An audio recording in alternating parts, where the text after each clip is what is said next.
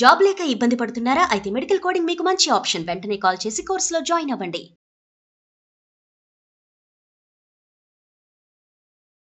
నమస్తే రమగారు. నమస్తే రమగారు, మనము విజయ్ విక్రముల కథ ఒకటి సిరీస్ చెప్పుకుంటున్నాం. భలే ఇంట్రెస్టింగ్ ఉందండి. చాలా చాలా బాగుంది. బోల్డని మలుపులు ఉన్నాయి. అవునవును. విక్రముణ్ణి ఒక షావుకారికి బలి ఇవ్వడానికి 1,00,000 రూపాయలకు అమ్మేశాడు తోటమాలి.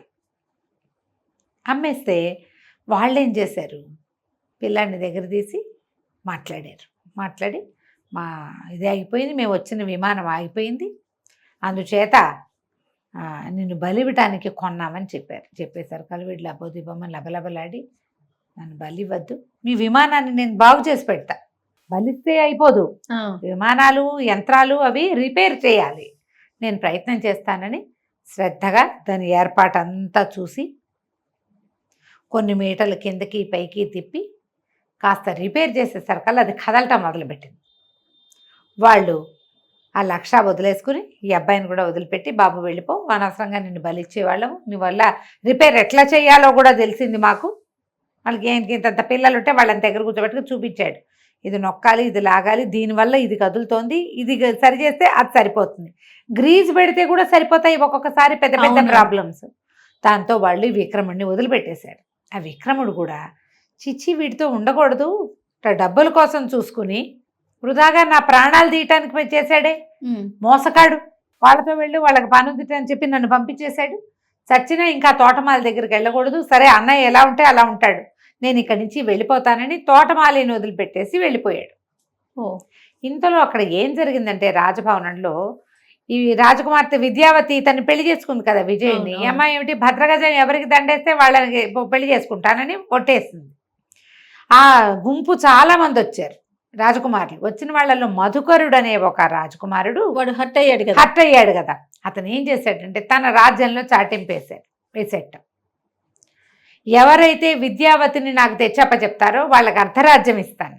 ఏది పెళ్ళైన పిల్లని రాజ్యంలో సగం మందికి నచ్చల ఆ మాట, వివాహితం తెచ్చుకోవటమే కర్మ, 3-4 ఆడపిల్లలు వస్తారు శుభ్రంగా, మేమంటే మేమని ఒకేసారి వస్తారు కూడా, ఒక్కింటో ఇంచే 4 పిల్లల్ని పెళ్ళైనా చేసుకోవచ్చు, వివాహిత పైగా ఏదో ఒక ప్రతిజ్ఞ పెట్టుకుని పెళ్లి చేసుకున్న పిల్లని తెచ్చుకోవటం ఏంటని జనాలు ఎవరికి నచ్చల ఆ ప్రకటన.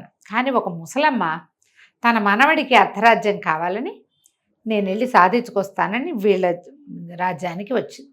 హేమపురం ఆ రాజ్యం పేరు, ఆ విద్యావతి ఉన్న రాజ్యం.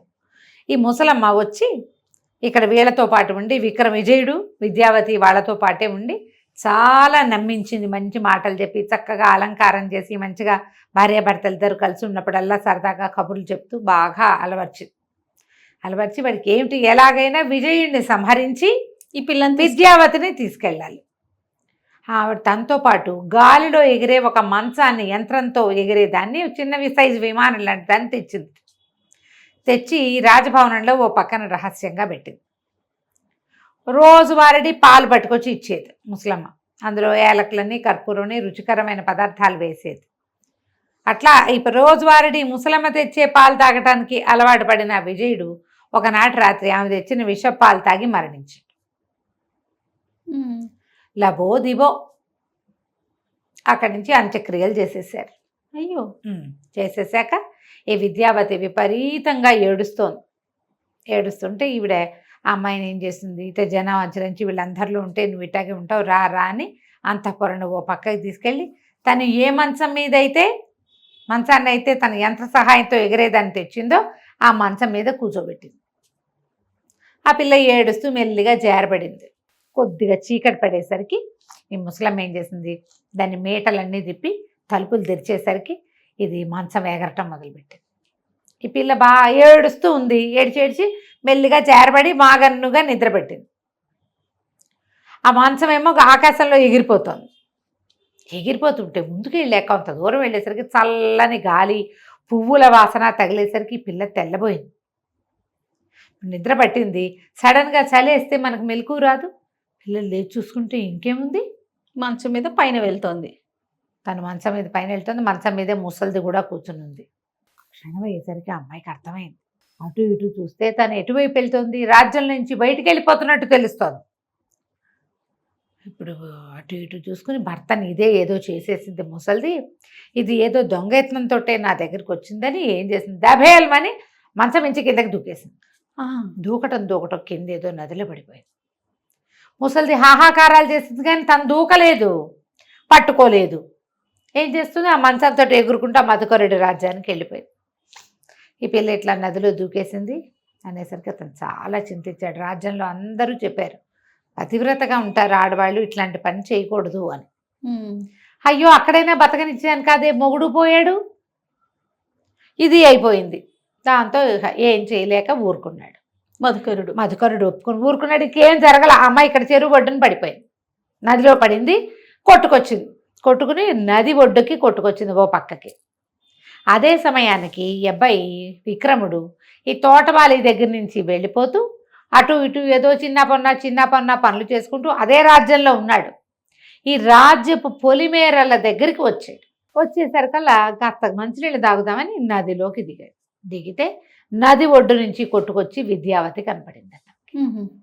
అయ్యో ఎవరో స్త్రీ ఉందని తను గబగబా వెళ్ళి చూస్తే రాజ ఆభరణాలు అవి చీర అవి చూస్తే ఎవరో రాజకన్యలాగా ఉంది.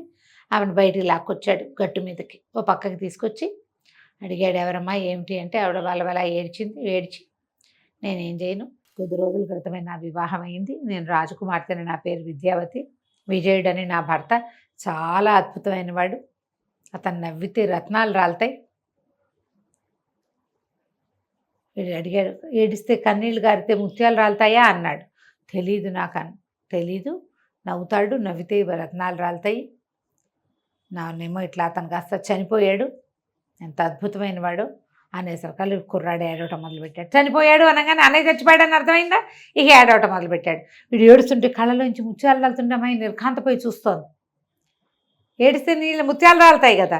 అదంతా చెప్పి మెల్లిగా అమ్మాయి కళ్ళు మూతలు పడిపోయింది, చచ్చిపోయేసరికల్లా ఈ అబ్బాయి గోళ్ళంతా దుఃఖించి అయ్యో అన్నయ్య నేను కలిసి వచ్చాను, రాజు అవుతాడు అనుకుని పిట్ట మాంసం అన్నయ్యకే పెట్టాను, అయ్యో చచ్చిపోయాడు, ఆ వదిన కూడా ఇక్కడ పోయింది, ఇప్పుడు నేనేం చేయను, నాకేది దిక్కు, అన్నయ్య ఏ నాటికైనా నాకు కనపడతాడని కదా నేను ఆ రాజ్యంలో ఉన్నాను. సరే ఒక ఎత్తయిన చెట్టెక్కాడు, ఎక్కి ఊరిపోసుకుందాం అనుకున్నాడు, చచ్చిపోతా నేను కూడా అని చెట్టెక్కాడు. ఎక్కేసరికల్లా కింద నుంచి ఎవరో ఒక ముసలమ్మ కేకలు పెట్టింది, బాబు చెట్టు మీదకి దిగు, ఆత్మహత్య మహాపాపం, కిందకి రా, నీకు ఒక మంచి మాట చెప్తానని వేసేసరికల్లా పైకి అర్థం కాల, ఎవరో పిలుస్తున్నారని దిగితే ఎందుకు నాయన చెట్టు ఎక్కావో, ఊరిపోసుకోబోతున్నావు, ఏం చేస్తున్నావు, ఎందుకు చేస్తున్నావు, నవ్వ యువకుడిలా ఉన్నావు, చిన్నపిల్లాడివి, ఈ వయసులో నీకు మరణం ఏమిటి నాయన అనేసరికల్లా ఈ అబ్బాయి బాగా దుఃఖించి ఏం చేయము, లేక కలిగాం మా అమ్మకి, మమ్మల్ని ఏమో మా పెంతల్లి ఇట్లా చేసింది, మా అన్నయ్య చనిపోయాడు, వదిన కూడా ఇప్పుడే చనిపోయింది, నేను కూడా చచ్చిపోతాను, ఇంకెందుకు ఇక్కడ ఉండటం అంతే అనేసరికల్లా ఆవిడంది, నాయన ఆత్మహత్య మహాపాపం, చచ్చిపోయిన వాళ్ళని బతికించే ఒక మంత్రం చెప్తా నీకు, నాతో రా అని చెప్పి ఇతన్ని వెంబడి పెట్టుకుని తీసుకెళ్తే ఒక పర్ణశాల లాంటి దాంట్లోకి వెళ్తే అక్కడ ఒక ముని ఒక ఆయన మరణించి పడున్నాడు. ఈవిడ వలవల ఏడుస్తూ, ఈయన నా భర్తే నాయన, నేను కూడా రేపు ఈయన్ని అనుసరిస్తాను, అయితే నా భర్తకి అంత్యక్రియలు చేసి రేపు నాకు కూడా అంత్యక్రియలు చేసేవాడికి ఒక మహత్తరమైన వరం ఇవ్వాలని కోరుకుంటున్నాను నేను, నువ్వు దొరికావు నాకు సమయానికి, నా భర్త సామాన్యంగా కనపడుతున్నాడు కానీ సామాన్యుడు కాదు, ఇతని ఎడం చేతి చిటికెన వేలుకి ఒక మహత్తరమైన శక్తి ఉంది, ఆ చిటికెన వేలు కోసి దాంట్లో నుంచి ఒక్క చుక్క రక్తం వేస్తే ఒక్క ఎముక మిగులున్న శరీరమైన జీవంతో బతికొస్తుంది. ఓహో, మేము కూడా ఇప్పుడు రేపొద్దు ఇవాళ మరణిస్తే రేపు ఇతని రక్తంతో ఇతన్ని బతికించవచ్చు, నేను మళ్ళీ నేను చచ్చిపోతే తన రక్తంతో నన్ను బతికిస్తాడు కూడా. మేము ఎన్నో వందల సంవత్సరాలుగా తపస్సులు చేసుకుంటూ ఉన్నాం, ఇక జీవతీర్చ లేదు మాకు, అందుకని ఈ అద్భుతమైన వరాన్ని ఎవరైనా మంచివాడికి ఇచ్చి వాడితోటి మా అంత్యక్రియలు చేయించుకోవాలని మా కోరిక అని చెప్పి నువ్వేం చేస్తావంటే ఒక చాకు తీసుకొని ఒక కత్తి ఇచ్చింది, ఇతను చిటికెన వేలు కోసే, తర్వాత నీ చిటికెన వేలు కోసేసుకో, నీ చిటికెన వేలుని అతనికి అమర్చు, ఆ చిటికెన వేలుని నీ వేలుకి పెట్టుకో, తర్వాత నీకు చెప్తాను విషయం అంతే. కుర్రాడు బాగా ఆలోచించి ఆ చనిపోయి పడి ఉన్న ముని గారి ఎడం చేతి చిటికని వేలు నరికేశాడు మొదట. అది తీసుకున్నాడు. తర్వాత తన వేలు కట్ చేసినాడు. నెత్తురు కారిపోతుంది, పై ప్రాణాల పైన పోతుంది. రాజకుమారుడు అవడంతో కొంచెం మోయగలడనమాట నెప్పిని. ఇవి తీసి ఆయన వేలికి కరెక్ట్గా ఎక్కడి నుంచి తీసాడో అక్కడ పెట్టాడు. తర్వాత ఆయన వేలిని నీ వేలు మీద పెట్టుకొని ఆయన అని ఏం చేసింది, కత్తితో పాటు ఒక వేరు ఇచ్చింది. ఆ వేరుతోటి ఇట్లా రాసి ఇలా చుట్టేసరికల్లా ఆ ముని తాలూకు వేలు వీడి దగ్గర అతుక్కుపోయింది. ఓ, దీనికి ఒక్క బొట్టు ఇట్లా సూది పెట్టి గుచ్చి ఒక డ్రాప్ వేస్తే చచ్చిపోయిన వాళ్ళు బతుకుతారు. బాగుందిగా. అక్కడి నుంచి ఏం చేసింది, నాయన నా భర్తకు అంత్యక్రియలు చేద్దాం పట్టు అంటే కుర్రాడు ఏం చేశాడు, బయటికి వెళ్ళి ఒక చీటి పేర్చి ఈ మునిగారి శవాన్ని మోసుకెళ్ళి అక్కడ పెట్టి దాని మీద నదికి పోయి శుభ్రంగా స్నానం చేసి వచ్చి సరే ఆమె చీతి వెలిగించి మర్నాడు ఉదయం అస్థి సంచయనం కూడా చేసి దాన్ని నదిలో కలిపాడు. ఆవిడ చాలా సంతోషించి, నాయన ఇవో రాజ్యం పొలిమేరలే కదా, మీ అన్నయ్యని ఎక్కడ దహనం చేశారో నీకు తెలుసుంటుంది కదా రాజకుమారుని, పద అక్కడికి వెళ్దామని. ఇతను ఆవిడ ఇద్దరూ కలిసి వెళ్ళారు. వెళ్తే రాజుగారి శ్మశానం దాకా వెళ్ళి శ్మశానంలో వాళ్ళని కనుక్కున్నారు. ఎక్కడ మొన్న కొత్త రాజుగారు యువరాణి భర్తని దహనం చేశారు బోర్డు అది పెట్టుంది. ఈ కుర్రాడు వేలికి ఒక చిన్న ఘాటు పెట్టి నెత్తురు ఆ మట్టి మీద వేస్తే అక్కడున్న ఆ వాట్లలోంచి చిన్న చిన్న అవశేషాలు మిగులుతాయి. 2 రోజులు కూడా కాలేదు, ఒక్క రోజేగా అయ్యింది. అవును. లేచి కూర్చున్నాడు విజయుడు. తమ్ముడిని చూసి కావలేసుకున్నాడు. ఏమిట్రా నాయన నువ్వు ఇక్కడున్నావు, ఎక్కడికి వచ్చావు, నేనెక్కడన్నా నువ్వెక్కడున్నావు, ఇదేమిటి ఇక్కడున్నాం మనం అంటే జరిగిందంతా చెప్పాడు. చెప్పిన తర్వాత ఇక విద్యావతి మరణించింది, ఆమె జోలు లేదు వీళ్ళకి. అయ్యో, ఇక ఈ బతికొచ్చిన దీంట్లో అది మర్చిపోయారు. అక్కడి నుంచి మర్నాడు ఏమైంది, ఆ ముసలమ్మతో కలిసి ఆవిడ దీనికి వచ్చారు, ఆశ్రమానికి వస్తే మర్నాడు ఆమె మరణించింది. అన్నదమ్ములు ఇద్దరూ కలిసి దహన సంస్కారాలు చేశారు. చేసిన తర్వాత ఇంకక్కడి నుంచి బయలుదేరి వెళ్ళిపోయారు. వీళ్ళు వెళ్ళగా కొంత దూరంలో వెళ్ళిన తర్వాత ఒక చందనపు వృక్షాలన్న ఒక వనంలోకి ప్రవేశించారు. ఒక గంధపు చెట్టు, చందనపు వృక్షం అంటే గంధపు చెట్టు, ఆ గంధపు చెట్టు కింద విశ్రాంతిగా పడుకున్నారు. ఆ గంధపు చెట్టు మీద ఒక రాజహంసల జంట గూడు కట్టుకుని ఉన్నాయి. వీళ్ళకి పక్షి భాష తెలుసు కానీ పక్షులు లేవు, గూట్లో పిల్లలు ఉన్నాయి. ఓహో. వీళ్ళ గంధపు చెట్టు పక్కన పడుకుంటే ఇంతలో ఏమైంది, అక్కడ ఒక పెద్ద మహాసర్పం ఒకటి ఉండేది. అది గుడ్లుని కానీ పిల్లల్ని కానీ తినేసేది. దానికి ఆహారం దొరికినట్టు, ఎప్పుడైనా దొరకకపోతే పైకి ఎక్కి చూసి ఏముందో తినేసేది. పాము ఇట్లా పైకి వెళ్తుంటే పిల్లలు అమ్మో అమ్మో అమ్మ అమ్మ అని పిలిచినాయి. భయం వేస్తోంది అని వీళ్ళకి వినపడింది. మామూలుగా పక్షి కూతలుగా భావిస్తే పక్షి కూతలే, అదే పట్టించుకునేవాళ్ళు కాదు. అక్కడి నుంచి విజయుడు ఏం చేశాడు, రయ్యమని లేచి ఆ పైకెక్కుతున్న పాముని 2 ముక్కలుగా కొట్టేశాడు. తెగి పడిపోయింది పాము. పక్షి కూతలు మానేసినాయి. వీళ్ళిద్దరూ పక్కన పడుకొని నిద్రపోయారు. ఆ రాజహంసలకి ఇప్పటికి ఎంత కాలంగానో ఆ గంధపు చెట్టు మీద గూడుంది, పిల్లలు బతకటం లేదు వాటికి. ఓకే. ఏ పూట సాయంత్రం వచ్చేసరికి గుడ్లు ఉంటాయా లేదా భయమే, పిల్లలు ఉంటాయా లేదా భయమే. ఈసారి గుడ్లు పిల్లలయ్యాయి, పిల్లలు ఉంటాయో ఉండవో తెలీదు. అవి తిరిగి వచ్చేసరికల్లా పిల్లలు సురక్షితంగా ఉండేసరికి పిల్లలిద్దరూ 2 పిల్లలు 3 పిల్లలు 3 వాళ్ళు ఆ పిల్లలు అడిగినాయి, మీకు మేమే మొదటి సంతానమా, మాకంటే ముందు పిల్లలు పుట్టారా అని అడిగితే ఇప్పటిదాకా పుట్టలేదు, ఇప్పుడే మొదటి సంతానం మీరు అని చెప్పేసరికల్లా ఆ పిల్లలు ఏమన్నాయంటే, అయితే మీరు కృతజ్ఞతలు చెప్పాల్సిన వాడు ఒక రాజకుమారుడి కింద పడుకున్నాడు, ఒక మహాసర్పం, ఆ సర్పాన్ని అతను చంపేశాడు, మమ్మల్ని రక్షించాడు, ఇక మాకే బాధ లేదు, మీకు కొన్నాళ్ళు పోయాక మాకు రెక్కలు పుట్టుగా వచ్చాక మీరు మమ్మల్ని ఎగిరించవచ్చు అనేసరికి రాజహంసలు ఆశ్చర్యపోయింది.